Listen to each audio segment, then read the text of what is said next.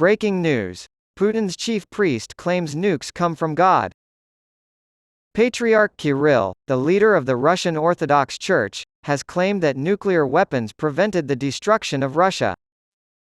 In a speech given on October 18 in the town of Sarov, Kirill, who has defended Russian President Vladimir Putin's decision to invade Ukraine in February 2022 on spiritual and ideological grounds, presented a church honor to physicist Rady Ilkayev, an honorary scientific director of Russia's Federal Nuclear Center. Throughout Putin's massive invasion of Ukraine, concerns have grown that Russia may resort to nuclear weapons. There is concern that Putin would resort to nuclear weapons to protect the territory he illegally annexed from Ukraine in 2014 if Ukraine were to regain control of Crimea.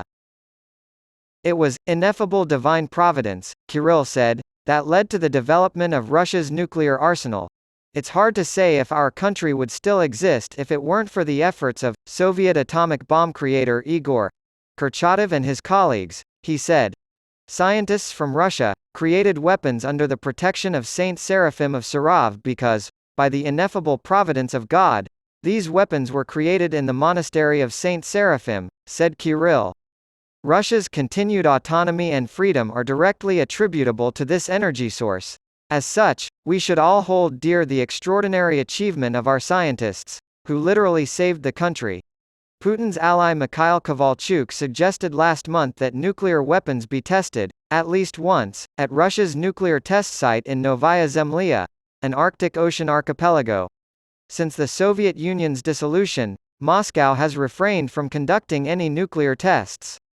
It wasn't until 1990 that the Soviet Union conducted its last nuclear test. In 1955, the Soviet Union carried out its first nuclear test at Novaya Zemlya, an underwater explosion. According to the nonprofit organization Nuclear Threat Initiative, a total of 130 tests were conducted at the site until 1990. One of these tests involved the detonation of the 50-MTAN-602 Tsar Bomba hydrogen bomb in October 1961, making it the largest nuclear weapon ever tested. According to Kirill, Putin's invasion of Ukraine is justified because Russia is a peace-loving power that does not engage in military adventures. In June of 2022, he claimed that Russia was under attack all over the world due to feelings of envy and indignation. He attributed these emotions to the fact that Russia is different. Do you know of a breaking international story that you think Newsweek should investigate? What a fantastic ending! Professors resembling the Tintin cartoon character, narcissistic diplomats, Mozart theorists, Corsavisti from various democratic formations on the far left.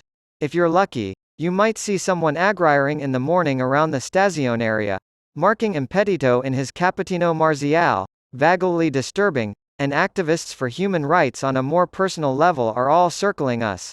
It's easy to get lost in the complexity of geostrategic planning and end-of-the-world scenario planning in the event of a escalation of hostilities. However, malignancy is tricked by complexity, and it doesn't take much to entrap oneself on certain miasmic vetri. Then one returns to the story's branches, always cut at the right time. Ursor Brega would say, "Siete bravi, siete," with a vacant disgust on his face. Bravi, bravissimi nel dire e non dire, nel girare intorno pure di non dire ma facendo capire dove tira questa genia eterogenea di frustrati e di feroci che vanno da un estremo all'altra, da sinistra e destra. Nostalgic for Sovietism as much as Nazism, the Third Reich, or Mussolini, the West hates it with a fiery passion. It is stronger than them, and they want to destroy it. Neither more nor less than Israel, the West blames colonialism, a system invented by Arabs and perfected by blacks against blacks, for every historical and political wrong that has ever been done in the Middle East. Tanto sforzo dialettico s'infrange contro lo scoglio di una constatazione elementare, sulla quale difatti si glissa, nel caso dell'Ucraina, si arriva a legittimare qualsiasi efferatezza di Putin, incluso il genocidio e la tratta dei bambini, con l'argomento specioso della provocazione, fu l'Ucraina a provocare la Russia, via NATO, Putin non ha fatto che reagire andandosi a riprendere cio che e suo. Egia su questo si sarebbe da litigar ad libitum. La stessa miserabile impostazione. Tuttavia, non vale nel caso di Israel. Anzi vale l'opposto. Hamas, a nome, usurpato, della Palestina, agredis, o provoca, comunque sconfina suen di razzi su Israel che però e l'usurpatore e prescindir per cui e tenuto ad accettare I missili senza riagere. Anzi battendosi il petto. Hamas ha ragione a seppellire Sion Sato 5,000 missili così come Putin ce la a sabacare in Ucraina con 5,000 cararmati. L'unico invasore e sempre l'Occidente, si chiami Gerusalemme o Kiev, si trovi la truppe in casa o I missili in testa. Putin is good at responding, and Netanyahu is the greatest serial killer in history, so the lesson is clear. Ukraine and Israel are warmongers if they let their enemies kill them. Israel puts its prime minister up for debate, but no Palestinian ever confronts Hamas about its murderous policies, out of fanaticism and because it's unhealthy.